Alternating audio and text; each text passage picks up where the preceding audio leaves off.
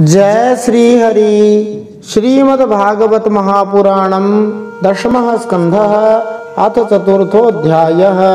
अब हम श्रीमद्भागवत महापुराण के दशम स्कंध में चौथा अध्याय सुनते हैं।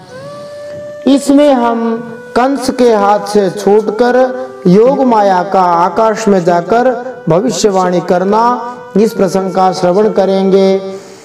श्री गणेशाय नमः, श्री सरस्वत्यै नमः, श्री गुरवे नमः, श्री पुराण पुरुषोत्तमाय नमः, श्री बालकृष्णाय नमः। पिछले दशम स्कंद के पूर्वार्ध भाग के तीसरे अध्याय के दूसरे भाग में देवकी जी द्वारा भगवान श्री विष्णु की स्तुति करते हुए हमने जाना, देवकी माता ने शिशु रूप भगवान श्री कृष्ण की स्तुति करी। माता देवकी ने शालिनी और वातोर्मी छंदों का प्रयोग किया। ये दोनों छंद उपजाति इंद्रवज्रा उपेंद्रवज्रा की तरह 11 अक्षरों वाले होते हैं। दोनों में ही यति 4 और 7 अक्षरों पर होती है। देवकी माता ने नए छंदों के अंदर श्री भगवान की स्तुति करी। माता देवकी यह जानती थी कि हर वस्तु के उद्गम श्री विष्णु है। भगवान श्री विष्णु तथा भगवान श्री कृष्ण में कोई अंतर नहीं है, क्योंकि ये दोनों ही विष्णु तत्व हैं। जब भगवान श्री विष्णु अपने सर्वव्यापी रूप में विस्तार करते हैं तो हमें समझना चाहिए कि वे निराकार निर्विशेष ब्रह्म ज्योति रूप में हैं। अनन्य भक्त होने के कारण देवकी जी जान चुकी थी कि वही भगवान श्री विष्णु उनके पुत्र रूप में प्रकट हुए हैं, जो अविनाशी हैं, जो ब्रह्म हैं। उनके चाहे जितने नाम ले लो, परंतु हैं वे भगवान एक ही। निष्कर्ष रूप में देवकी जी ने यही समझा कि भगवान श्री विष्णु ही सब कुछ है, यद्यपि वे सारी वस्तुओं से भिन्न भी हैं, अलग भी हैं।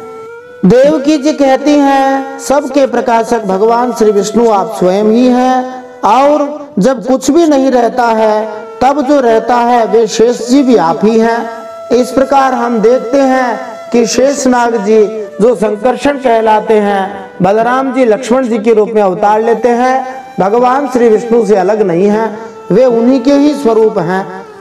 तो मानो देवकी जी कहती हैं कि हे श्री विष्णु, आपके ही शेष नाम है, आप ही सब कुछ हैं। शेष का अर्थ यही होता है, जब कुछ भी नहीं रहता तब केवल भगवान ही रहते हैं। फिर देवकी जी हम सबको सुखी होने का उपाय बताती हैं। हम सभी जीव सदा मृत्युग्रस्त हो रहे हैं, और यह मृत्यु के भयानक नाग से भयभीत होकर हम चाहे जहाँ चले जाएं, परंतु हमें कहीं भी ऐसा कोई स्थान मिलने वाला नहीं है जहाँ हम सदा के लिए निर्भय होकर रह सके। केवल श्री भगवान के चरणों की शरण ग्रहण करने से ही हम सदा के लिए आनंद प्राप्त कर सकते हैं, सुख की नींद सो सकते हैं। श्री भगवान के भय से ही मृत्यु भी भयभीत होकर भाग जाती है। यदि मृत्यु से बचना है, श्री भगवान का आश्रय लेना होगा, नहीं तो पुनरपि जननम पुनरपि मरणम पुनरपि जननी जठरे शयनम, यह चक्र कभी समाप्त होने वाला नहीं है। सदा सदा के लिए आनंद करने के लिए केवल भगवान की शरण में ही जाना पड़ेगा। गोस्वामी श्री तुलसीदास जी महाराज ने श्री रामचरितमानस के उत्तरकांड में काकभूषुंड जी के मुख से एक सिद्धांत कहलवाया है। 122 नंबर दोहे में काकभूषुंड जी कहते हैं, बारी मथे घृत होई बरु सिकताते बरु तेल, बिनु हरि भजन न भवतरिय यह सिद्धांत अपेल। भले ही कोई पानी को मत कर घी उत्पन्न कर ले अथवा बालू को पेरने से तेल निकाल ले, परंतु श्री हरि के भजन के बिना संसार रूपी समुद्र से तरा नहीं जा सकता। यह सिद्धांत अटल है, इसको कोई तोड़ नहीं सकता है। इसलिए काकभूषुंड जी उसके आगे ही कहते हैं, मसक ही करई विरंचि प्रभु अजहि मसकते हीन, अस विचारि तज संशय राम ही भजहि प्रवीण। इसलिए बुद्धिमान भक्त श्री भगवान का ही भजन करके सदा सदा के लिए आनंदित हो जाते हैं। देवकी माता भगवान श्री विष्णु से अपने चतुर्भुज रूप को छिपाने के लिए प्रार्थना करती हैं। वे कहती हैं, यदि आप चतुर्भुज रूप में प्रकट हुए तो कोई मानने को तैयार न होगा कि भगवान श्री विष्णु ही देवकी जी के पुत्र रूप में प्रकट हुए थे। लोग कहेंगे ये तो भगवान श्री विष्णु ही प्रकट हुए हैं, तुम्हारा पुत्र कहां से हो गया। वैसे भी 4 हाथों में कोई प्रकट होता नहीं, अपने साथ शंख चक्र गदा पद्म लेकर आए हो, इतने सज धज कर आए हो।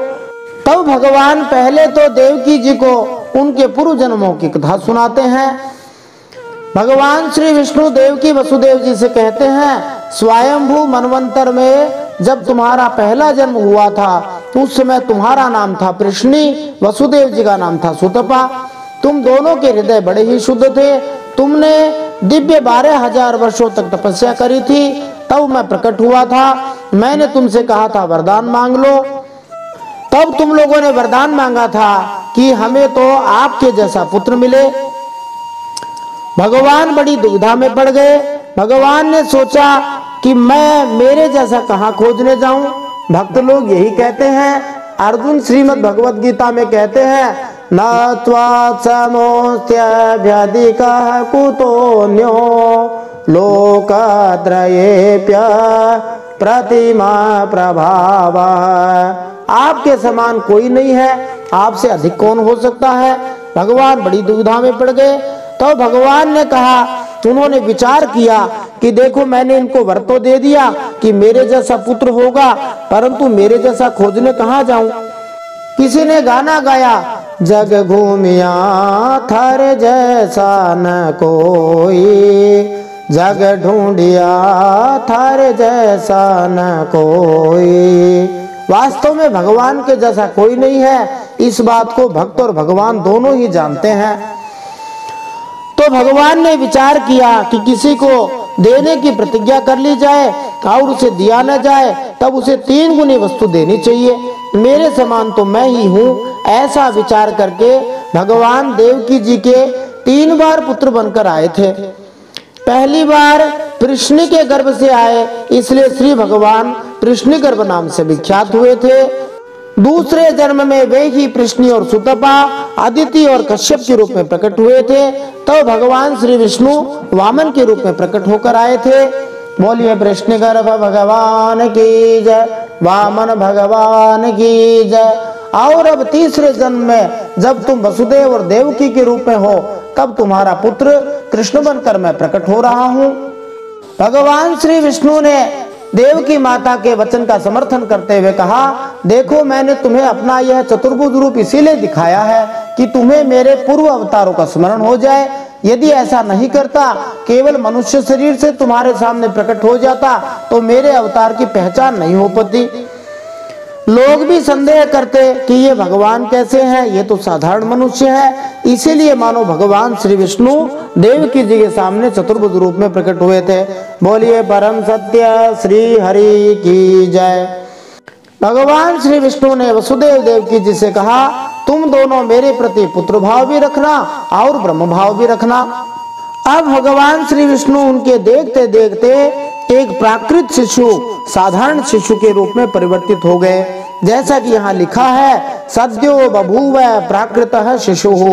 जैसे मानो कोई व्यक्ति अणिमा सिद्धि को प्राप्त किया हो तो छोटे से छोटा बन जाए, और महिमा सिद्धि को प्राप्त किया हो तो बड़े से बड़ा बन जाए। जैसे हमने रामायण में श्री हनुमान जी महाराज आदि को देखा है, वे क्षण में ही आकाश जैसे हो जाते थे। जैसे हमने वामन भगवान को देखा कि वे एक ही क्षण में पूरे अंतरिक्ष लोक को नाप लिए, वैसे ही भगवान श्री विष्णु अपने मूल स्वरूप में प्रकट हुए थे। उनके देखते देखते वे प्राकृत शिशु में बदल गए। यह स्पष्ट संकेत करता है कि श्री भगवान कभी भी जन्म नहीं लेते, केवल प्रकट होते हैं।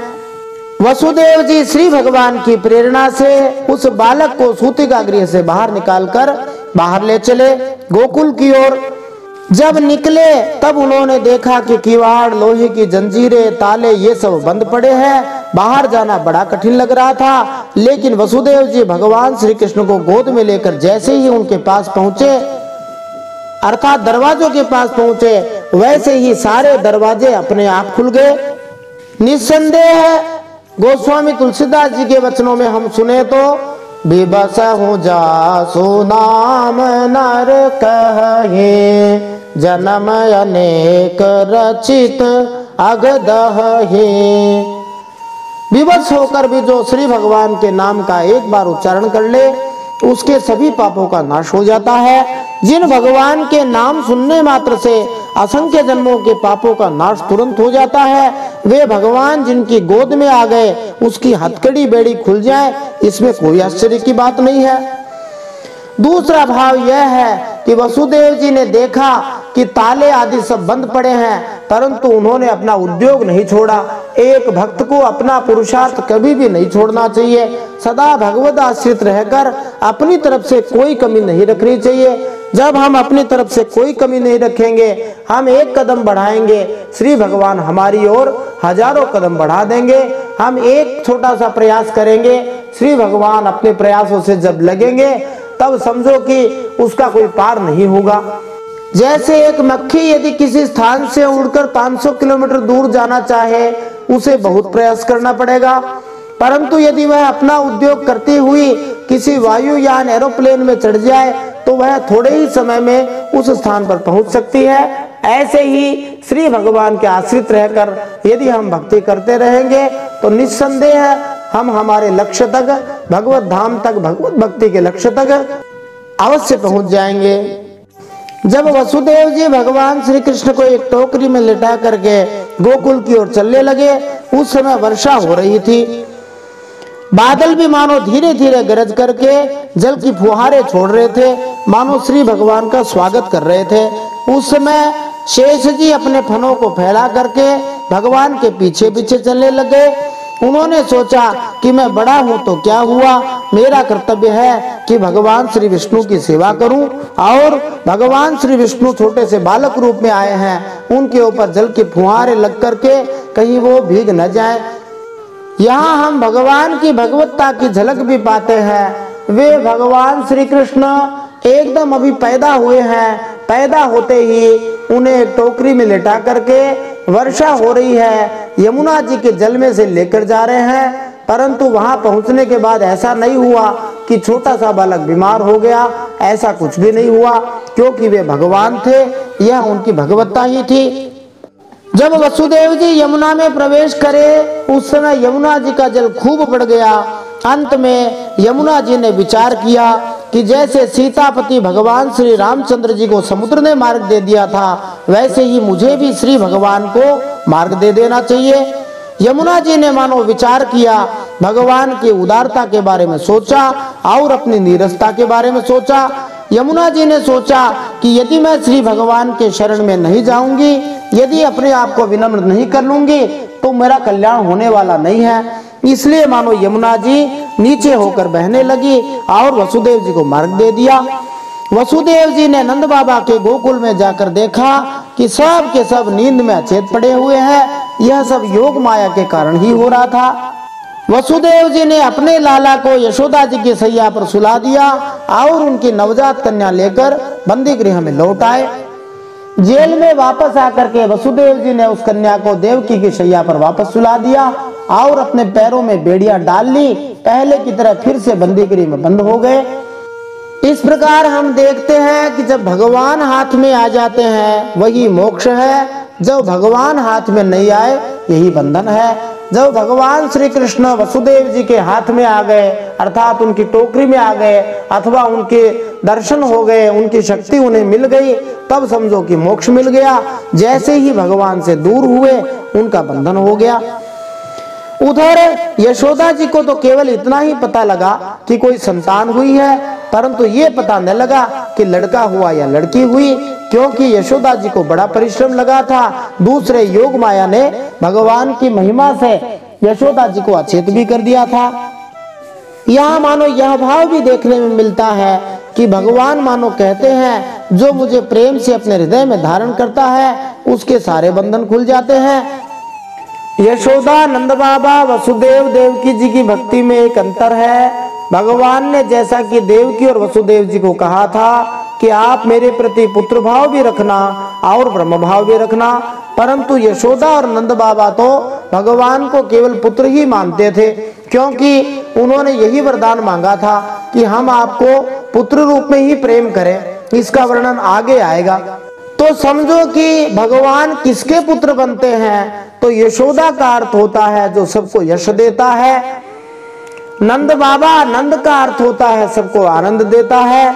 देवकी का अर्थ जो सबको देता रहता है। जो वसुदेव हैं अर्थात जो सदा ही सबको दान देते रहते हैं, उन्हीं के यहाँ भगवान प्रकट होते हैं। जिसके पास जो भी वस्तु हो, यदि वह उसको देता रहे तो भगवान उसके हृदय में प्रकट हो जाते हैं, भगवान के दर्शन उसे हो जाते हैं। अब हम श्रीमद् भागवत महापुराण के दशम स्कंद के पूर्वार्ध भाग के चौथे अध्याय को सुनते हुए कंस के हाथ से छूटकर योग माया का आकाश में जाकर भविष्यवाणी करना, इस प्रसंग को सुनते हुए इन प्रश्नों के उत्तर प्राप्त कर सकते हैं। व्याकुल कंस से देवकी ने अपनी अंतिम संतान को बचाने के लिए क्या युक्ति लगाई? कंस के हाथ से छूटकर देवी योग माया अष्टभुजी रूप में आकर कंस को क्या चेतावनी देती हैं? भगवती योग माया पृथ्वी पर विभिन्न स्थानों में किन नामों से प्रसिद्ध हुई? आश्चर्यचकित कंस ने देवकी वसुदेव जी को कैद से छोड़ते हुए नम्रता पूर्वक क्या कहा? हमेशा सत्संग और श्री हरि आश्रित क्यों रहना चाहिए? यह एक बड़ा ही महत्वपूर्ण प्रश्न है। क्या कंस को अपने किए पर पछतावा हो रहा था?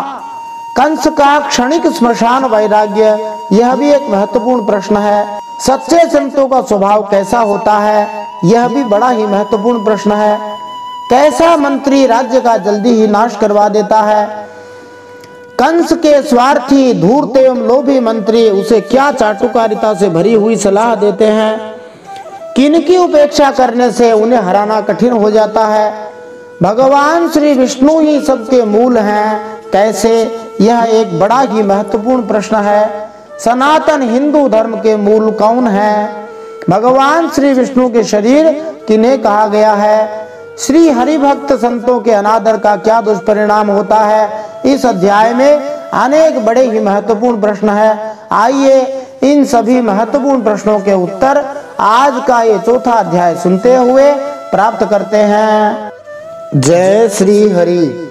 नारायणं नमस्कृत्य नरं चैव नरोत्तमं देवीं सरस्वतीं व्यासं ततो जयमुदीरयेत्।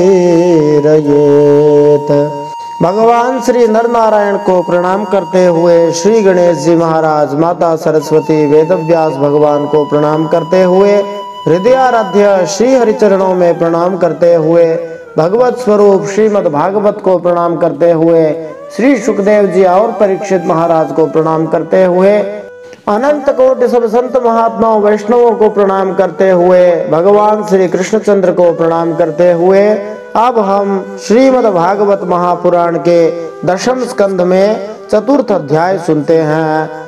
इसमें हम कंस के हाथ से छूटकर योग माया का आकाश में जाकर भविष्यवाणी करना, इस प्रसंग का श्रवण करेंगे। श्रीमद् भागवत महापुराणम दशमः स्कंधः पूर्वार्ध भागः अथ चतुर्थोऽध्यायः। श्री शुक उवाच बहिरन्तः पुरः द्वारः सर्वः पूर्ववदावृताः ततो बालध्वनिं श्रुत्वा गृहपालः समुत्थिताः ते तु तूर्णमुपव्रज्य देवक्या गर्भजन्म तत् आचख्युर्भोजराजाय यदुद्विग्नः प्रतीक्षते। श्री सुखदेव जी परीक्षित महाराज से कहते हैं, जब वसुदेव जी वापस आ गए तब नगर के बाहरी और भीतरी सब दरवाजे अपने आप ही पहले की तरह बंद हो गए। नवजात शिशु के रोने की ध्वनि सुनकर द्वारपालों की नींद टूट गई। यहाँ योग माया के कार्यकलाप प्रत्यक्ष दृष्टिगोचर होते हैं, जिसमें देवकी तथा वसुदेव कंस के भ्रामक नृशंस कार्यों को क्षमा कर देते हैं। कंस पश्चाताप करता हुआ उनके चरणों पर गिर पड़ता है। बंदी गृह के द्वारपालों तथा अन्य लोगों के जगने के पूर्व अनेक घटनाएं घटी। भगवान श्री कृष्ण का जन्म हुआ, वे गोकुल में यशोदा के घर पहुंचा दिए गए। सुदृढ़ दरवाजे खुले और फिर बंद भी हो गए। वसुदेव जी फिर से लोहे की जंजीरों में बंध गए, किंतु द्वारपाल यह सब नहीं जान पाए। वे तो तब जगे जब उन्होंने नवजात शिशु योग माया को रोते हुए सुना। श्रीमद् भागवतम की व्याख्या श्रील प्रभुपाद जी लिखते हुए कहते हैं, श्रील विश्वनाथ चक्रवर्ती ठाकुर ने कहा है कि ये द्वारपाल कुत्तों की तरह थे। रात में कुत्ते सड़कों पर चौकीदार जैसा काम करते हैं। यदि एक कुत्ता भौंकता है तो सारे कुत्ते उसके साथ भौंकने लग जाते हैं। यद्यपि इन कुत्तों को पहरेदार का कार्य करने के लिए कोई नियुक्त नहीं करता है, किंतु वे अपने पड़ोस की रक्षा अपना कर्तव्य समझते हैं। जैसे ही कोई अज्ञात व्यक्ति प्रवेश करता है, वे तुरंत भौंकना आरंभ कर देते हैं। योग माया तथा महामाया दोनों ही अनेक भौतिक कार्यकलापों में काम करती है, किंतु यद्यपि पूर्ण पुरुषोत्तम भगवान की शक्ति श्री भगवान के निर्देशानुसार कार्य करती है, किंतु कुत्ते जैसे राजनीतिज्ञ और कूटनीतिज्ञ सोचते हैं कि वे बाह्य संसार के खतरों से अपने पड़ोस को सुरक्षित रखते हैं, वे माया के कार्य कर रहे हैं। किंतु जो भगवान की शरण में चला जाता है, वह इस भौतिक संसार के इन कुत्तों तथा कुत्तों जैसे अभिभावकों द्वारा प्रदत्त संरक्षण से मुक्ति पा लेता है। तो जब द्वारपालों ने उस ध्वनि को सुना, वे तुरंत भोजराज कंस के पास गए, देवकी को संतान होने की बात कही। कंस तो बड़ी आकुलता और घबराहट के साथ इसी बात की प्रतीक्षा कर रहा था। सतल्पात्तूर्णमुत्थाय कालो यमिति विह्वलः सूते गृहमगात्तूर्णं प्रस्खलन् मुक्तमूर्धजः तमाह भ्रातरं देवी कृपणा करुणं सती स्नुषेयं तव कल्याण श्रियं माहन्तुमर्हसि। द्वारपालों की बात सुनते ही कंस झटपट पलंग से उठ खड़ा हुआ, बड़ी जल्दी से सूतिका गृह की ओर झपटा। इस बार तो मेरे काल का ही जन्म हुआ है, यह सोचकर कंस विह्वल हो रहा था। यही कारण है कि उसने इस बात का भी ध्यान न रखा कि उसके बाल बिखरे हुए हैं। रास्ते में कई जगह लड़खड़ाता हुआ गिरते पड़ते वहां पर पहुंचा। इस श्लोक में कालह शब्द महत्वपूर्ण है। यद्यपि यह बालक कंस का वध करने के लिए उत्पन्न हुआ था, किंतु कंस ने सोचा कि इस बालक का वध करने का यह उपयुक्त समय है जिससे स्वयं उसका जीवन बच जाए। वास्तव में काल पूर्ण पुरुषोत्तम भगवान का ही दूसरा नाम है, जब वे वध करने के उद्देश्य से प्रकट होते हैं। अर्जुन ने भगवान श्री कृष्ण से 11वें अध्याय के 31वें श्लोक में पूछा था, आख्यायि में को भवानुग्र रूपो। हे उग्र रूप धारण किए हुए श्री कृष्ण, मुझे बताइए आप कौन हैं? तो भगवान ने कहा था, कालोस्मि लोक क्षयकृत प्रवृद्धो। मैं काल हूँ, तो आए क्यों हो? लोकान् समाहार तुमिह प्रवृत्तः। सबको खा जाने के लिए आया हूँ। प्रकृति का नियम है कि जब अवांछित रीति से जनसंख्या में वृद्धि होती है तो काल भगवान प्रकट होते हैं। भगवान की ऐसी व्यवस्था बनी हुई है कि लोग बड़ी संख्या में युद्ध, महामारी, अकाल इत्यादि नाना कारणों से मारे जाते हैं। उस समय नास्तिक राजनीतिक नेता भी गिरजाघर, मस्जिद, मंदिर जाकर भगवान से कृपा मांगते हैं, किंतु इसके पहले वे श्री भगवान को या उनकी इच्छा को जानने का कोई प्रयास नहीं करते। काल के प्रकट होने पर ही वे कृपा मांगते हैं। मृत्यु परम काल अर्थात भगवान का एक दूसरा नाम है। मृत्यु के समय नास्तिक को सर्वोपरि काल के समक्ष घुटने टेकने पड़ते हैं, तब भगवान उसकी सारी संपत्ति छीन लेते हैं। अब कोई कहे मृत्यु भी भगवान का नाम है। हाँ जी, भगवान श्री कृष्ण भगवत गीता में कहते हैं, मृत्यु सर्वहरष्टाहम्। मैं सब कुछ हरण करने वाला मृत्यु भी हूँ, और उसे दूसरा शरीर धारण करने के लिए बाध्य भी भगवान ही करते हैं। नास्तिक लोग इस बात को जानते नहीं, और यदि जानते भी हैं तो इसकी उपेक्षा भी कर देते हैं, जिससे वे अपना सामान्य जीवन बिता सकते हैं। कंस किस प्रकार बोराया हुआ देवकी के पास पहुंचता है, वो भी हमें यहाँ देखने को मिला है। बाल बिखरे हुए हैं, लड़खड़ाकर चल रहा है।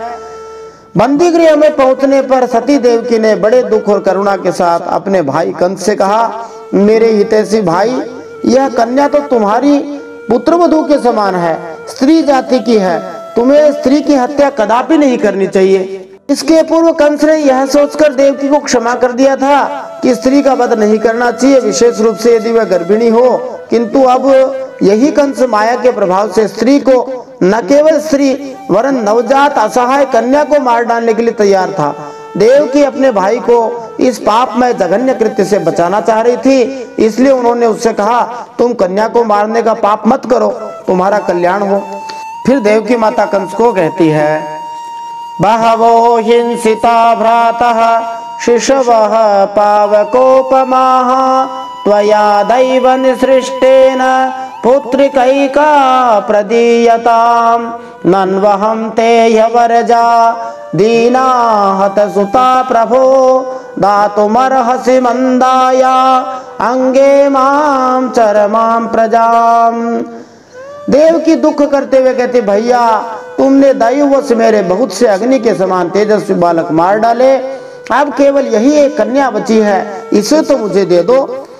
यहाँ हम देखते हैं कि देवकी ने सर्वप्रथम कंस का ध्यान उसके क्रूर कर्मों, उसके द्वारा अपने अनेक पुत्रों के किए गए वध की ओर दिलाया, मानी भांजे पुत्र की तरह ही होते हैं। इसके बाद वे उससे यह कहकर समझौता करना चाहती थी कि उसने जो भी किया वह उसका दोष नहीं था, यह सब विधाता का खेल था। फिर उन्होंने उससे याचना की कि वह उन्हें उस पुत्री को ही उपहार में दे दे। देवकी क्षत्रिय की पुत्री थी, इसलिए राजनीतिक दाव पेच जानती थी। राजनीति में सफलता प्राप्त करने की अनेक विधियां हैं, साम दाम दंड भेद।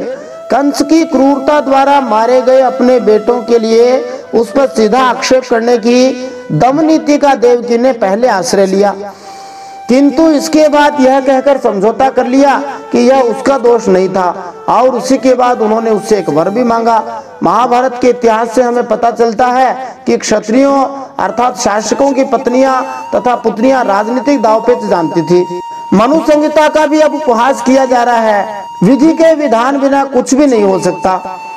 देवकी अच्छी तरह जानती थी कि उनके अनेक पुत्रों का वध विधि द्वारा निर्दिष्ट था, इसलिए कंस को दोषी नहीं ठहराया जा सकता। कंस को अच्छी शिक्षा देना भी व्यर्थ है, क्योंकि चाणक्य पंडित ने कहा है, उपदेशो हि मूर्खाणाम प्रकोपाय न शांतये। मूर्ख व्यक्ति को अच्छा उपदेश दिया जाता है तो ज्यादा बिगड़ जाता है। क्रूर व्यक्ति सांप से भी ज्यादा खतरनाक होता है। सांप और क्रूर व्यक्ति दोनों ही क्रूर होते हैं, किंतु क्रूर व्यक्ति ज्यादा खतरनाक होता है, क्योंकि सांप को तो मंत्र औषधि से नियंत्रित कर सकते हैं, किंतु क्रूर व्यक्ति को किसी प्रकार भी दमित नहीं किया जा सकता। कंस का स्वभाव ऐसा ही था, इसलिए देव की नीति से काम करती है। फिर कंस से और कहती है, देखो मैं तुम्हारी छोटी बहन हूँ, मेरे बहुत से बच्चे मर गए हैं, इसलिए मैं अत्यंत दीन हूँ। मेरे प्यारे और समर्थ भाई, तुम मुझ मंदभागिनी को यह अंतिम संतान तो दे ही दो। तब श्री सुखदेव जी कहते हैं कि क्या हुआ। श्री शुक उवाच उपगुह्यात्मजामेवं रुदत्या दीन दीनवत् याचितस्तां विनिर्भर्त्य हस्तादाचिच्छिदे खलः तां गृहीत्वा चरणयोर जातमात्रां स्वसुः सुताम् अपोथयच्छिला पृष्ठे स्वार्थोन्मूलित सौहृदः। श्री सुखदेव जी कहते हैं, परीक्षित, कन्या को अपनी गोद में छिपाकर देवकी जी ने अत्यंत दीनता के साथ रोते रोते याचना की, परंतु कंस बड़ा दुष्ट था। उसने देवकी जी को झिड़क कर उनके हाथ से वह कन्या छीन ली। यद्यपि देवकी एक दीन स्त्री की तरह बिलख रही थी, किंतु वास्तव में वे दीन नहीं थी, इसीलिए दीनवत शब्द का प्रयोग हुआ है। वत का अर्थ होता है उसकी तरह। वे पहले ही भगवान श्री कृष्ण को जन्म दे चुकी थी, अतः उनसे बढ़कर धनवान और कौन हो सकता है। यहाँ तक कि देवतागण भी देवकी माता की स्तुति करने आए थे, किंतु देवकी ने एक सताई हुई दीन स्त्री की भूमिका इसीलिए निभाई क्योंकि वे यशोदा की कन्या को बचाना चाह रही थी। अपनी उस नन्ही सी नवजात भांजी के पैर पकड़कर कंस ने उसे बड़े जोर से एक चट्टान पर दे मारा। स्वार्थ ने उसके हृदय से सौहार्द को समूल उखाड़ के फेंक दिया था। पापी क्या नहीं कर सकता है। सातद्धस्तात् समुत्पत्य सद्यो देव्यंबरं गता अदृश्यतानुजा विष्णोः सायुधाष्ट महाभुजा दिव्यस्रगंबरालेप रत्नाभरण भूषिता धनुः शूलेषु चरमासि शंख चक्र गदाधरा। जैसे ही उस कन्या को चट्टान पे फेंका था, अचानक क्या हुआ, भगवान श्री कृष्ण की वह छोटी बहन, साधारण कन्या तो थी ही नहीं, साक्षात देवी थी, उसके हाथ से छूटकर तुरंत आकाश में चली गई और अपने बड़े बड़े 8 हाथों में आयुध लिए हुए खड़ी थी। यहाँ पर भगवान श्री कृष्ण की अनुजा के रूप में योग माया को बताया है। इसका अर्थ है छोटी बहन। जब श्री विष्णु या भगवान श्री कृष्ण ने देवकी से जन्म लिया, उसी समय उन्होंने यशोदा के गर्भ से भी जन्म लिया होगा, अन्यथा योग माया श्री भगवान की छोटी बहन कैसे बनती। ऐसा कुछ कुछ महात्मा लोग कहते हैं कि समानांतर समय भगवान श्री कृष्ण ने 2 जगह अवतार लिया था। भगवान चाहे जितनी जगह अवतार ले सकते हैं। अब उन माता जी का श्रृंगार बता रहे हैं योग माया का। दिव्य माला, वस्त्र, चंदन और मणिमय आभूषणों से सजी हुई थी माँ। उन दिव्य योग माया के हाथों में 8 आयुध थे, धनुष, त्रिशूल, बाण, ढाल, तलवार, शंख, चक्र और गदा। सिद्ध चारण गंधर्वै रप्सरः किन्नरो रगैः उपारितोरुबलिभिः स्तूयमानेदम ब्रवीत्। किं मया हतया मंद जातः खलु तवान्तकृत् यत्र क्व वा पूर्वशत्रुर्माहिंसिः कृपणामृथा। सिद्ध, चारण, गंधर्व, अप्सरा, किन्नर और नागगण बहुत सी भेंट की सामग्री समर्पित करके उन योग माया की स्तुति कर रहे थे। उस समय देवी माँ ने कंस से यह कहा, रे मूर्ख, मुझे मारने से तुझे क्या मिलेगा? तेरे पूर्व जन्म का शत्रु तुझे मारने के लिए किसी स्थान पर पैदा हो चुका है। अब तू व्यर्थ निर्दोष बालकों की हत्या न किया कर। इति प्रभास्यतं देवी माया भगवती भुवि बहुनामनिकेतेषु बहुनामा बभूव। तया विहितमाकर्ण्य कंसः परम विस्मितः देवकीं वसुदेवं च विमुच्य प्रश्रितो ब्रवीत। कंस से इस प्रकार कहकर भगवती योग माया वहां से अंतर्धान हो गई और पृथ्वी के अनेक स्थानों में विभिन्न नामों से प्रसिद्ध हुई। कहाँ कहाँ किन किन नामों से प्रसिद्ध हुई? तो देवी दुर्गा कोलकाता में काली नाम से, मुंबई में मुंबा देवी नाम से, वाराणसी में अन्नपूर्णा नाम से, कटक में भद्रकाली, अहमदाबाद में भद्रा नाम से प्रसिद्ध हुई। अलग अलग जगहों में वे अलग अलग नामों से जानी जाती हैं। उनके भक्त शाक्त अर्थात पूर्ण पुरुषोत्तम भगवान की शक्ति के उपासक कहलाते हैं, जबकि स्वयं पूर्ण पुरुषोत्तम भगवान के भक्त वैष्णव कहलाते हैं। वैष्णवों को भगवान विष्णु के वैकुंठ धाम में जाना होता है, जबकि शाक्तों का लक्ष्य इसी संसार में रहकर भोग विलास करना होता है। भौतिक संसार में जीव को नाना प्रकार के शरीर धारण करने पड़ते हैं। देवकी की यह बात सुनकर कंस को असीम आश्चर्य हुआ। कंस ने उसी समय देवकी और वसुदेव को कैद से छोड़ दिया और बड़ी नम्रता से उनसे इस प्रकार कहा। कंस को आश्चर्य क्यों हुआ? क्योंकि देवी दुर्गा तो देवकी की कन्या निकली। देवकी तो मानव जाति की थी, तो भला देवी दुर्गा उसकी पुत्री कैसे हो सकती है? उसके आश्चर्य का एक कारण तो ये था। इतना ही नहीं, देवकी की 8वीं संतान कन्या कैसे हो गई, इससे भी उसे आश्चर्य हुआ। इसलिए परम विस्मितः शब्द का प्रयोग किया। यहाँ पर बहुत आश्चर्यचकित हो गया। असुरगण सामान्यतः माता दुर्गा अर्थात शक्ति या फिर देवताओं के विशेष रूप से शिव जी के भी भक्त होते हैं। अपने मूल अष्टभुजी रूप में हथियार धारण किए हुए दुर्गा माँ के प्राकट्य ने तुरंत ही कंस की इस धारणा को बदल दिया कि देवकी सामान्य मानव है। अवश्य ही देवकी में कोई न कोई दिव्य गुण होंगे, अन्यथा देवी दुर्गा उसके गर्भ से क्यों जन्म लेती? ऐसी स्थिति में आश्चर्यचकित कंस ने अपनी बहन देवकी के प्रति की गई नृशंसताओं की प्रतिपूर्ति कर देनी चाहिए। उसने सोचा क्षमा मांग ले, महापुरुष वैसे भी क्षमा कर देते हैं।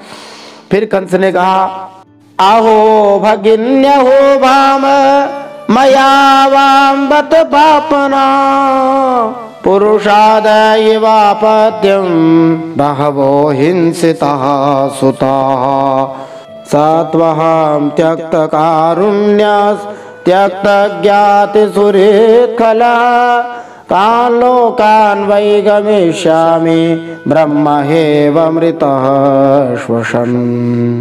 हे मेरी प्यारी बहन और बहनोई जी, हाय हाय, मैं बड़ा पापी हूँ। राक्षस जैसे अपने ही बच्चों को मार डालता है, वैसे ही मैंने तुम्हारे बहुत से लड़के मार डाले। इस बात का मुझे बड़ा खेद है। खेद क्यों हुआ कंस को? जिनके गर्भ में भगवान ने निवास किया, जिन्हें भगवान के दर्शन हुए, उन देवकी वसुदेव के दर्शन का ही यह फल है कि कंस के हृदय में विनय, विचार, उदारता ऐसे सद्गुणों का उदय हो गया। परंतु जब तक वह उनके सामने रहा तभी तक ये सद्गुण रहे। दुष्ट मंत्रियों के बीच में जाते ही फिर ज्यों का त्यों हो गया। इसीलिए कहा जाता है बार बार सत्संग करना चाहिए, महापुरुषों का दर्शन बार बार करना चाहिए। ऐसा भी माना जाता है कि राक्षस लोग अपने ही पुत्रों को खा जाने के आदी होते हैं, जैसे सांप और दूसरे जानवर कभी कभी अपने बच्चों को ही खा जाते हैं।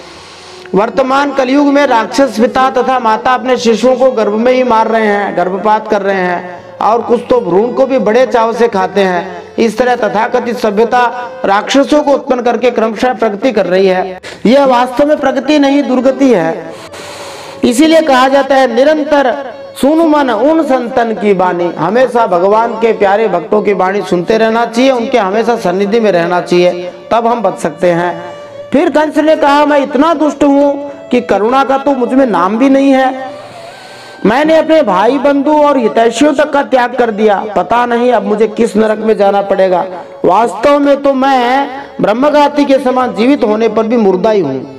दैवमप्यनृतं वक्तेन मर्त्या एव केवलम् यद्विश्रम्भादहं पापः स्वसूर्निहतवान् शिशून् मा शोचतं महाभागावात्मजान् स्वकृतं भुजः जन्तवो न सदैकत्र दैवाधीनास्तदासते।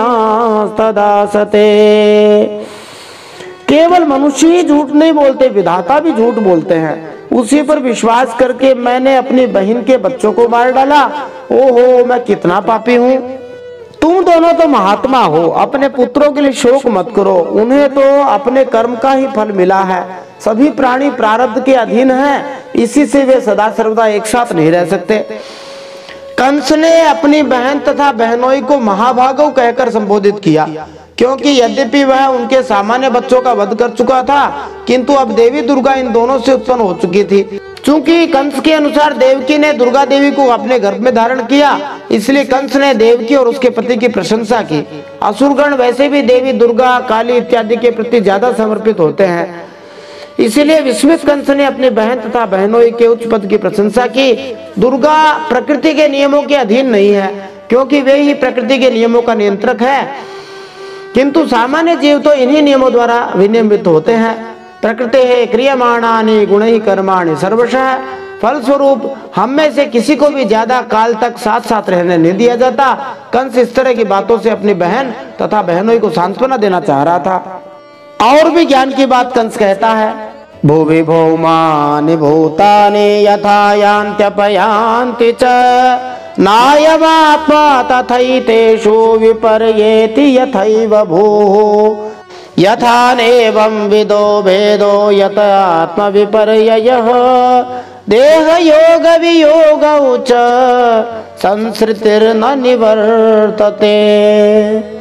कंस कहता है जैसे मिट्टी के बने हुए पदार्थ बनते रहते हैं और टूटते रहते हैं, परंतु मिट्टी में कोई अदला बदली नहीं होती, कोई फर्क नहीं पड़ता, वैसे ही शरीर का तो बनना बिगड़ना होता ही रहता है, परंतु आत्मा पर इसका कोई प्रभाव नहीं पड़ता। यद्यपि कंस को असुर कहा गया है, किंतु आत्म तत्व का उसे अच्छा ज्ञान था। 5000 वर्ष पूर्व कंस जैसे राजाओं को असुर कहा जाता था, किंतु कंस आधुनिक राजनीतिज्ञों तथा कूटनीतिज्ञों से कहीं ठीक था, क्योंकि उन्हें आत्म विषयक कम से कम कुछ तो ज्ञान था। वर्तमान में तो कुछ भी ज्ञान नहीं है। वेदों में कहा गया है असंगो ह्ययम पुरुषः, आत्मा का भौतिक शरीर के परिवर्तनों से कोई नाता नहीं होता है। शरीर में तो 6 परिवर्तन होते हैं, जन्म होता है, वृद्धि होती है, फिर वो रहता है, फिर उपजात, फिर ह्रास होता है, फिर संहार हो जाता है, मर जाता है, किंतु आत्मा में ये परिवर्तन नहीं देखे जाते।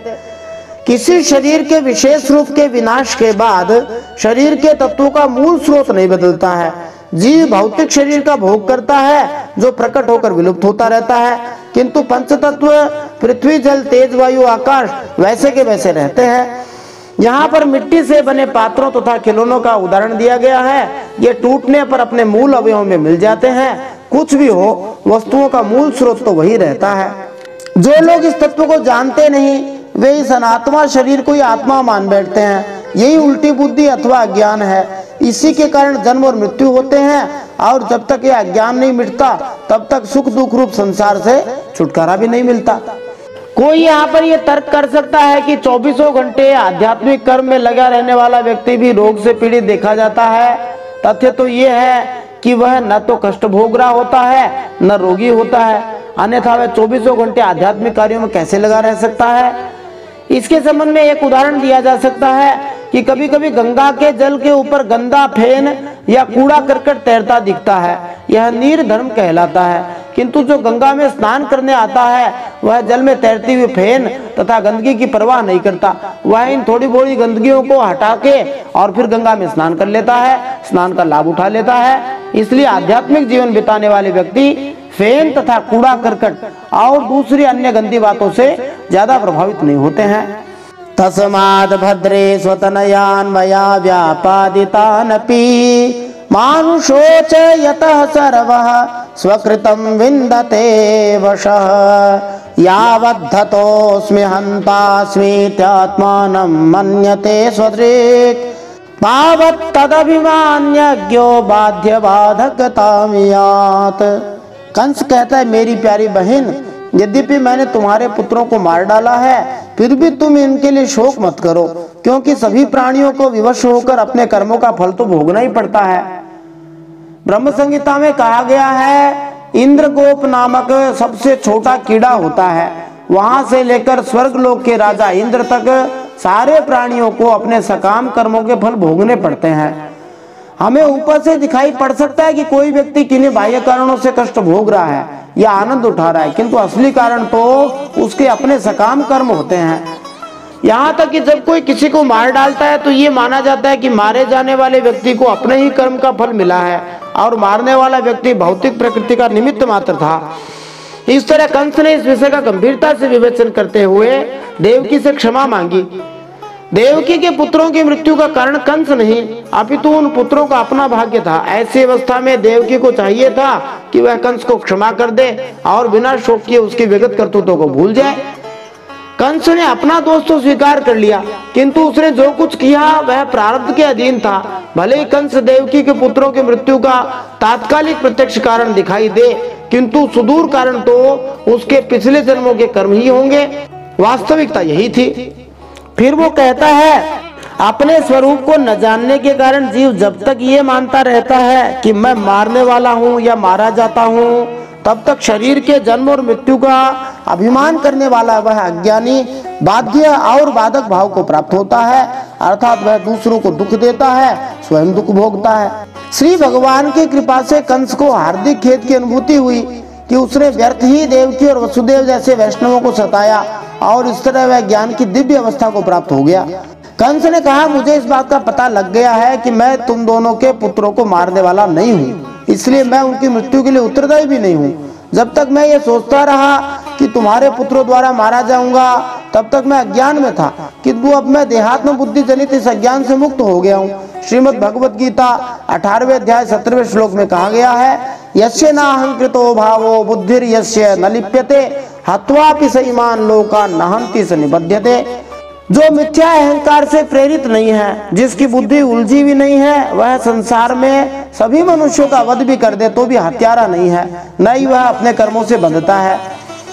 कोई यहाँ तर्क कर सकता है कि ऐसा कैसे हो सकता है। इसको हम इस उदाहरण से समझ सकते हैं कि साधारण व्यक्ति यदि किसी को मार देता है तो उसको उसका दंड मिलता है, परंतु एक सैनिक फौजी होता है, वो किसी 50 आतंकियों को भी मार दे तब भी उसको सारा देश सम्मानित करता है। इसका अर्थ क्या हुआ? उसने अहम भाव रहित होकर के उसकी हत्या की थी। साधारण व्यक्ति बिना अहम भाव रहित होकर ऐसा काम नहीं कर सकता है। यद्यपि कंस यहाँ पर जो विचार दे रहा है वे अंतिम विचार नहीं है, वो केवल अपनी दलील दे रहा है। जैसे कोई कोर्ट में दलील देता है, उसी प्रकार से यहाँ देवकी माता के पास, वसुदेव जी के पास अपने अपराधों की क्षमा मांगने के लिए दलीलें दे रहा है, परंतु वास्तव में अंतिम निर्णय तो भगवान ही करने वाले हैं। फिर भी वो कहता है, क्षमध्वं मम दौरात्म्यं साधवो दीनवत्सलाः इत्युक्त्वा श्रुमुखः पादौ शालः स्वस्रो रथः गृहीत मोचयामास निगडाद् विश्रब्धः कन्यका गिरा देवकीं वसुदेवं च दर्शयन्नात्म सौहृदम्। मेरी ये दुष्टता तुम दोनों क्षमा कर दो, क्योंकि तुम बड़े ही साधु स्वभाव और दीनों के रक्षक हो। ऐसा कह के कंस अपनी बहन देवकी और वसुदेव जी के चरण पकड़ लेता है। उसकी आंखों से आंसू बह बहकर मुंह तक आ गए थे। यद्यपि कंस ने असली ज्ञान के विषय में सुंदर सुंदर बातें कही, किंतु उसके पिछले कर्म निंदनीय तथा नृशंस भी थे। इसलिए उसने अपनी बहन और बहनोई के चरणों पर गिरकर क्षमा मांग ली और स्वीकार कर लिया कि वो घोर पापी है। फिर कंस ने योगमाया के वचनों पर विश्वास करके देवकी और वसुदेव को कैद से छोड़ दिया। इस तरह वह तरह तरह से उनके प्रति अपना प्रेम प्रकट करने लगा। भ्रातुः समानुतप्तस्य क्षान्त्वा रोषं च देवकी व्यसृजद् वसुदेवश्च प्रहस्य तमुवाचः एवमेतन्महाभाग यथा वदसि देहिनाम् अज्ञान प्रभवाहं धीहि स्वपरेति विधायतः। जब देवकी जी ने देखा कि भाई कंस को पश्चाताप हो रहा है, तब उन्होंने उसे क्षमा कर दिया। वे उसके पहले अपराधों को भूल गई और वसुदेव जी ने हंसकर कंस से इस प्रकार कहा। साधु सदृश व्यक्ति होने के कारण देवकी और वसुदेव ने कंस द्वारा प्रस्तुत यह सत्य स्वीकार कर लिया कि प्रारब्ध द्वारा हर बात पहले से निर्धारित होती है। भविष्यवाणी के अनुसार कंस का वध देवकी के 8वें पुत्र द्वारा होना चाहिए था। अतएव वसुदेव तथा देवकी को लगा कि इन सारी घटनाओं के पीछे भगवान की बहुत बड़ी योजना थी। चूंकि श्री भगवान ने पहले ही सामान्य बालक की तरह जन्म ले लिया था और वे यशोदा के संरक्षण में सुरक्षित थे, इसलिए हर कार्य एक योजना के अनुसार घटित हो रहा था। फलतः कंस के प्रति दुर्भावना बनाए रखने की आवश्यकता नहीं थी। इस तरह उन्होंने कंस की बात मान ली। वास्तव में बात भी अच्छी बताई है। जबरदस्ती में अपने अंदर गांठ बांध के रखने से कोई फायदा नहीं होने वाला। तब उन्होंने कहा, मनस्वी कंस, आप जो कहते हैं ठीक ही है। जीव अज्ञान के कारण ही शरीर आदि को मैं मान बैठते हैं, इसी से अपने पराये का भेद हो जाता है। अब हमें क्या करना चाहिए? तो हमारा मुख्य कार्य यही होना चाहिए कि हम इस जीवन से अपने आप को छुड़ाएं और पुनः आध्यात्मिक अस्तित्व में स्थित हो जाएं। जीव केवल अज्ञानवश यह सोचता है कि मैं देवता हूँ, अथवा मैं मनुष्य हूँ, अथवा मैं कुत्ता हूँ, मैं बिल्ली हूँ, या फिर यदि अज्ञान और भी ज्यादा बढ़ जाए तो वह अपने आप को ईश्वर मानने लगता है। ईश्वर हो हम ऐसा कहने लग जाता है, मैं ईश्वर हूँ। आत्म साक्षात्कार प्राप्त हुए बिना मनुष्य का ज्ञान चलता रहता है। और कभी कभी बहुत ज्यादा जब मूर्खता आ जाती है, तब अपने आप को धन, जमीन, संपत्ति, पैसा ये मांगने लग जाता है। ये सोचता है कि जिसका 100, 500, 1000, 2000, लाख रुपए चला गया तो समझ लेता है कि ये रुपए नहीं, मेरे प्राण ही चले गए। आगे वसुदेव देवकी जी कंस को कहते हैं, शोक हर्ष भय द्वेष लोभ मोह मदान्विताः मिथोग्नन्तं न पश्यन्ति भावैर्भावं पृथक् दृशः। श्री शुक उवाच कंस एवं प्रसन्नाभ्यां विशुद्धं प्रतिभाषितः देवकी वसुदेवाभ्याम् अनुज्ञातो विशदगृहम्। वे कहते हैं, और यह भेद दृष्टि हो जाने पर तो वे शोक, हर्ष, भय, द्वेष, लोभ, मोह और मद से अंधे हो जाते हैं। फिर तो उन्हें इस बात का पता ही नहीं रहता कि सबके प्रेरक भगवान ही एक भाव से दूसरे भाव का, एक वस्तु से दूसरी वस्तु का नाश कर रहे हैं। वास्तव में भगवान ही सबके कारण है, किंतु जो भगवान से संबंध नहीं बनाए रखता वह तत्काल कारणों से विचलित हो जाता है और भेद या भिन्नता की अपनी दृष्टि को रोक नहीं पाता। जब कोई निपुण चिकित्सक किसी रोगी का उपचार करता है, इलाज करता है, तो वह रोग के मूल कारण को खोजने का प्रयास करता है और उस मूल कारण के लक्षणों से भ्रमित नहीं होता। इसी तरह एक भक्त जीवन की पराजयों से कभी विचलित नहीं होता। वह तो श्रीमद् भागवतम 10वें स्कंद 14वें अध्याय 8वें श्लोक श्री ब्रह्मा जी के अनुसार तत्तेऽनुकंपां सुसमीक्षमाणः सदा भगवान की कृपा को ही ध्यान में रखता है। जैसे भी विपदा में भक्त हो जाए, वह यही जानता है कि यह उसके पिछले पूर्व जन्मों के पापों के कारण हुआ है, जो अब प्रतिक्रियाओं के रूप में प्रकट हो रहे हैं। यद्यपि भगवान की कृपा से ये सब मामूली ही हो जाते हैं। जब भगवान के संरक्षण में रहने वाला भक्त अपने पूर्व जन्मों की गलतियों के कारण कष्ट भोगता है, तो भगवत कृपा से उसे थोड़ा ही कष्ट मिलता है, उतना नहीं मिलता जितना दूसरे कर्मी लोगों को मिलता है। अब श्री सुखदेव जी कहते हैं, जब वसुदेव और देवकी ने इस प्रकार प्रसन्न होकर निष्कपट भाव से कंस के साथ बात की, तब उनसे अनुमति लेकर वह अपने महल में चला गया।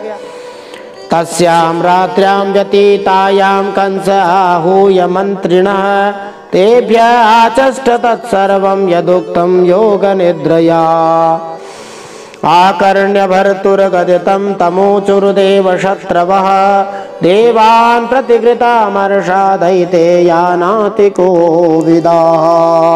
वो रात बीतने के बाद कंस ने अपने मंत्रियों को बुलाया। योग माया ने जो कुछ कहा था वह सब उन्हें कह सुनाया। दुर्गा सप्तशती में श्री भगवान की शक्ति माया को ही निद्रा कहा गया है। जैसा कि दुर्गा सप्तशती में आता है, या देवी सर्वभूतेषु निद्रा रूपेण संस्थिता। योग माया तथा महामाया की शक्ति जीवों को इस संसार के अज्ञान रूपी गहन अंधकार में सुलाए रखती है। देवी दुर्गा ने कंस को भगवान श्री कृष्ण के जन्म के विषय में अंधकार में रखा और यह कहकर उसे भ्रांत और कर दिया, कंफ्यूज कर दिया कि उसका शत्रु भगवान श्री कृष्ण अन्यत्र जन्म ले चुका है। भगवान श्री कृष्ण तो देवकी के पुत्र रूप में उत्पन्न हुए थे, किंतु श्री भगवान की पूर्व योजना के अनुसार जिसकी भविष्यवाणी ब्रह्मा जी ने की थी, वे माता यशोदा तथा नंद महाराज एवं अन्य घनिष्ठ मित्रों तथा भक्तों को 11 वर्षों तक आनंद प्रदान करने के लिए वृंदावन गए। इसके बाद वे कंस का वध करके लौटेंगे। चूंकि कंस इसे जानता नहीं था, इसलिए उसने योग माया के इस कथन पर विश्वास कर लिया कि भगवान कहीं और जन्म ले चुके हैं, देवकी से उत्पन्न नहीं हुए। तो जब कंस ने अपने मंत्रियों से कहा, तब कंस के मंत्री पूर्णतया नीति निपुण तो थे नहीं। पहली बात तो वे दैत्य थे और उनका स्वभाव देवताओं के विरुद्ध था, शत्रु भाव रखते थे।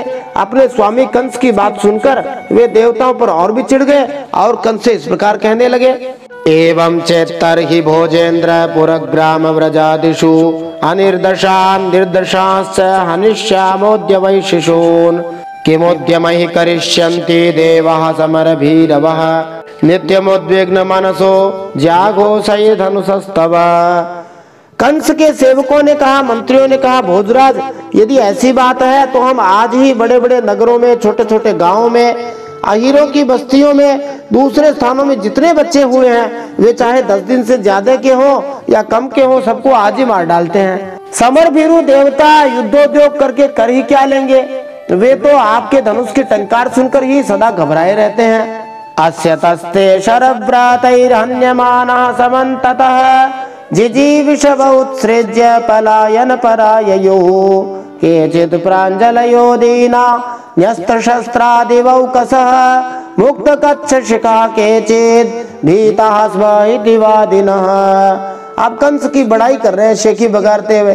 वे उसके मंत्री कहते हैं, जिस समय युद्ध भूमि में आप चोट पर चोट करने लगते हैं ना, बाण वर्षा से घायल होकर अपने प्राणों की रक्षा के लिए समरांगण छोड़कर देवता लोग भाग जाते हैं। कुछ देवता तो अपने अस्त्र शस्त्र जमीन पर डाल देते हैं, हाथ जोड़कर आपके सामने दीनता प्रकट करने लगते हैं। कोई कोई अपनी चोटी के बाल तथा कच्छ खोलकर आपकी शरण में आ जाते हैं और कहते हैं, हम भयभीत हैं, हमारी रक्षा कीजिए।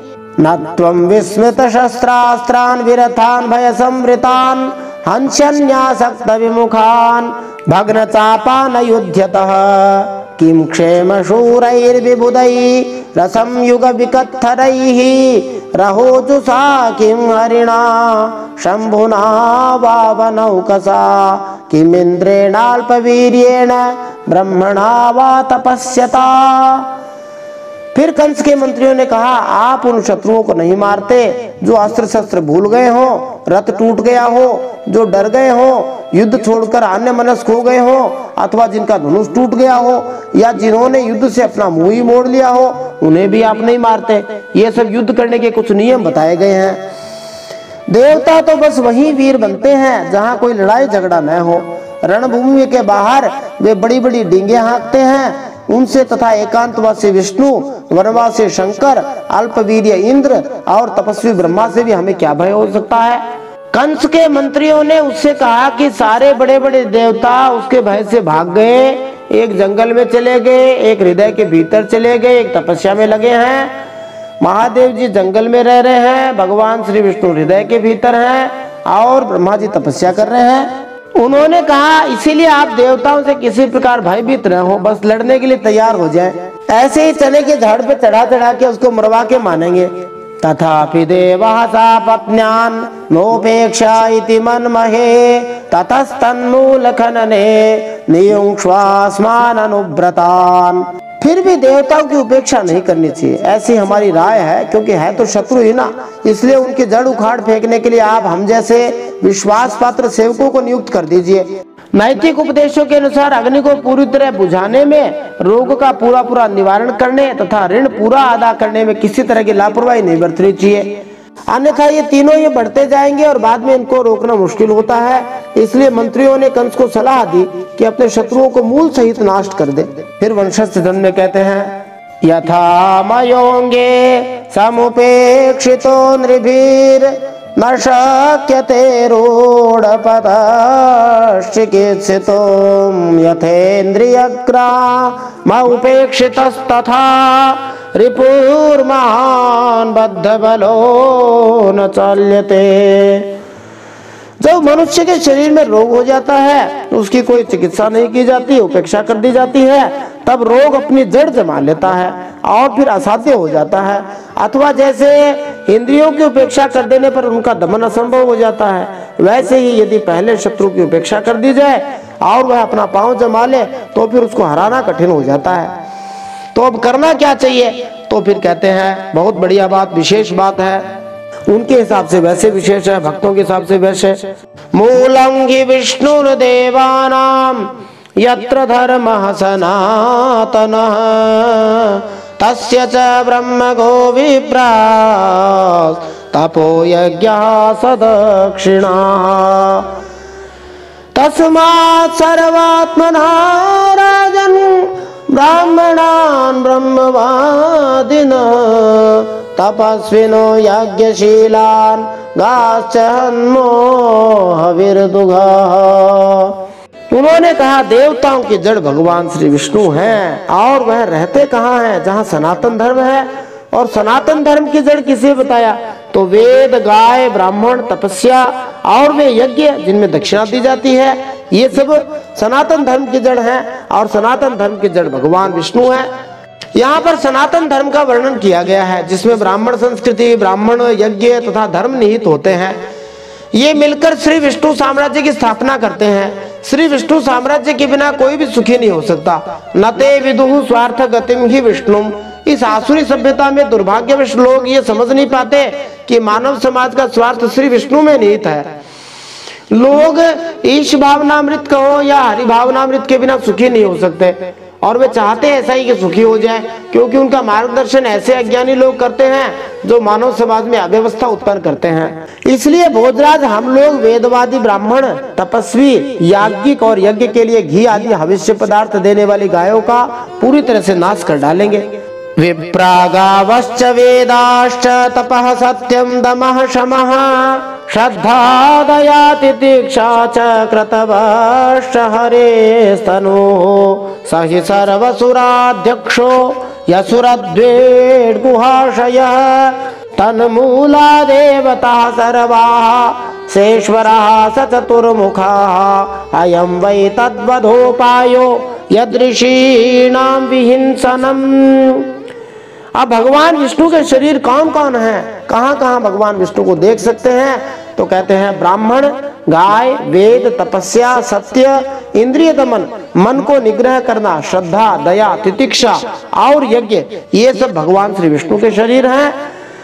वे भगवान श्री विष्णु ही सारे देवताओं के स्वामी और असुरों के प्रधान द्वेषी हैं। इस बात को असुर लोग भी जानते हैं कि सबके स्वामी भगवान श्री विष्णु है। मनुष्यों को पता नहीं क्या हो गया है। वे असुर कहते हैं, वो मिलते कहाँ हैं? ये पता नहीं, किसी गुफा में रहते हैं। महादेव, ब्रह्मा और सारे देवताओं की जड़ वो भगवान विष्णु ही हैं। उसको मार डालने का उपाय ये है कि ऋषियों को मार डाला जाए। विशेष रूप से देवता और वैष्णव जन तो भगवान श्री विष्णु के अंग है ही, क्योंकि वे उनकी आज्ञा का सदा पालन करते हैं। कंस के अनुसार अनुयायियों ने सोचा कि वैष्णवों, संतों, ऋषियों को सताया जाएगा तो श्री विष्णु का मूल शरीर सहज ही नष्ट हो जाएगा। इस तरह वैष्णववाद का दमन करने का निश्चय कर लिया उन्होंने। असुरगण नहीं चाहते कि वैष्णववाद फैले, क्योंकि वे वैष्णवों को निरंतर सताने रहने के लिए प्रयत्नशील रहते हैं। वैष्णव लोग एकमात्र भक्ति का प्रचार करते हैं। वे किसी प्रकार से किसी को प्रोत्साहन नहीं देते, क्योंकि यदि कोई अपने आप को भवबंधन से छुड़ाना चाहता है तो अंततः उसे वैष्णव बनना ही पड़ेगा। श्री शुक उवाच एवं दुर्मंत्रिभिः कंसः सहसम्मन्त्र्य दुर्मतिः ब्रह्महिंसां हितं मेने कालपाशावृतोऽसुरः संदिश्य साधुलोकस्य कदने कदन प्रियान् कामरूपधरान् दिक्षु दानवान् गृहमाविशत्। श्री सुखदेव जी ने परीक्षित महाराज से कहा, एक तो कंस की बुद्धि खुद की बिगड़ी हुई थी, फिर उसे मंत्री भी ऐसे ही मिले थे जो उससे भी बढ़कर दुष्ट थे। इस प्रकार उनसे सलाह करके काल के फंदे में फंसे हुए असुर कंस ने यही ठीक समझा कि ब्राह्मणों को ही मार डाला जाए।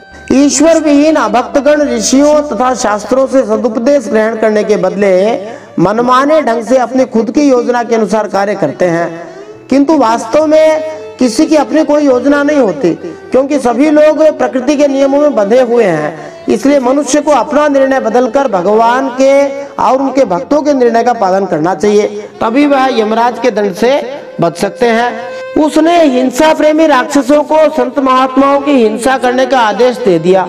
वे इच्छानुसार रूप धारण कर सकते थे। जब वे इधर उधर चले गए तब कंस ने अपने महल में प्रवेश किया। ते वैरजः प्रकृतयस्तमसा मूढ़चेतसः सतां विद्वेषमाचेरुराराधागत मृत्यवः आयुः श्रियं यशो धर्मं लोकानाशिष एव च हन्ति श्रेयांसि सर्वाणि पुंसो महदतिक्रमः। असुरों की प्रकृति रजोगुणी थी। तमोगुण के कारण उनका चित्त उचित और अनुचित के विवेक से रहित हो गया था। सिर पर मौत नाच रही थी, इसी कारण से संतों से द्वेष कर लिया। सुखदेव जी सावधान करते हुए कहते हैं, सावधान, संतों से बैर करने का, अनादर करने का क्या फल होगा। उनके तुरंत आयु, लक्ष्मी, कीर्ति, धर्म, लोक परलोक, विषय भोग सब के सब कल्याण के साधनों का नाश हो जाता है। श्रीमद् भागवत महापुराण की जय। परम सत्य श्री हरि की जय। श्री कृष्णचंद्र भगवान की जय। इति श्रीमद् भागवते महापुराणे पारमहंस्यां संहितायां दशम स्कंधे पूर्वार्धे चतुर्थोऽध्यायः श्रीमन्नारायणार्पणमस्तु। इस प्रकार श्रीमद् भागवत महापुराण परमहंसों की संहिता दशम स्कंध के पूर्वार्ध में चौथा अध्याय भगवान श्री नारायण के चरणों में समर्पित हो।